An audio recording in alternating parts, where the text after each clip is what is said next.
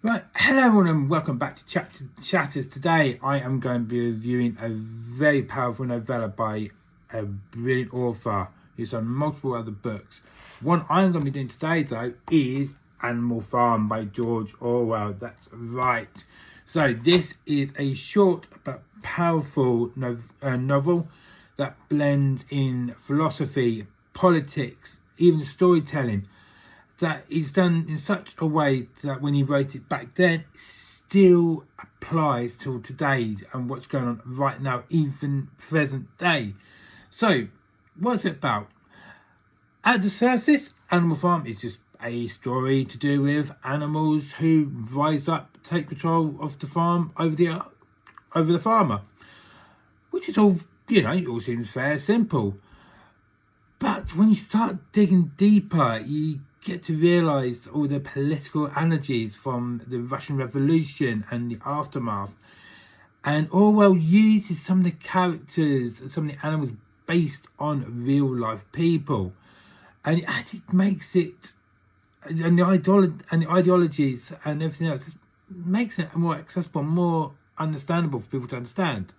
So, one of the first speeches you hear is given by Old Major, and it starts with "I had a dream." Now that speech in itself is identical to Martin Luther King Jr.'s "I had a dream" speech.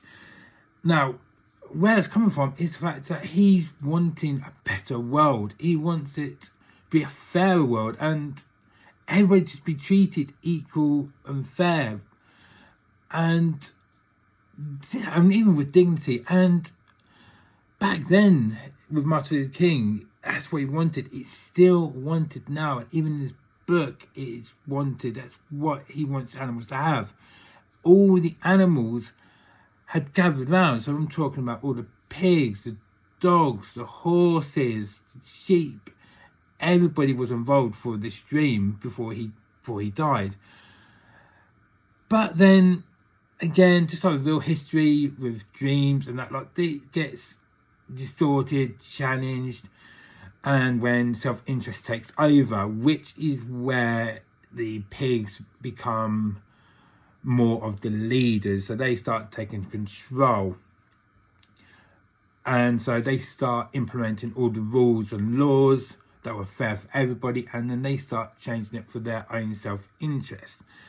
And Orwell uses farm as a symbol for society. So when, as I said, for a hopeful vision of equality, and it turns into something much darker and something a bit more scarier.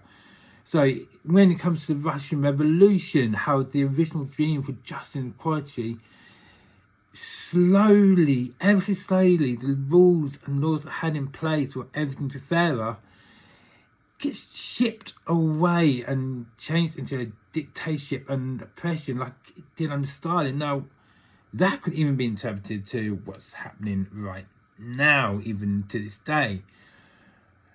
And yet, it's still, and even other characters are used as well. So some of the other creatures have been used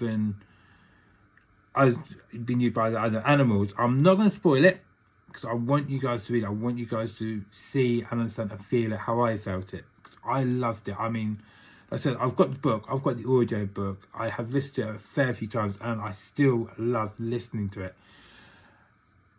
And with this book, because it's such a simple, meaningful writing, you don't have to be an expert in history, you don't have to be or politics to understand what's going on, because that's what makes reading Animal Farm. It's just such a great read. It's easy to read, but it's so hard to forget because it balances out. You can use it between what's happening then to now, and it just makes you challenge, makes you really double think about everything you ever thought about. So let me know your thoughts. I mean, did you see the same connections I did with the different connections? But please make sure there's no spoilers. I want everybody to come into reading this book, listening to it with an open mind, and to come about with what they thought about it. And I will see you again for the next one. I will see you next time, people. Bye bye for now.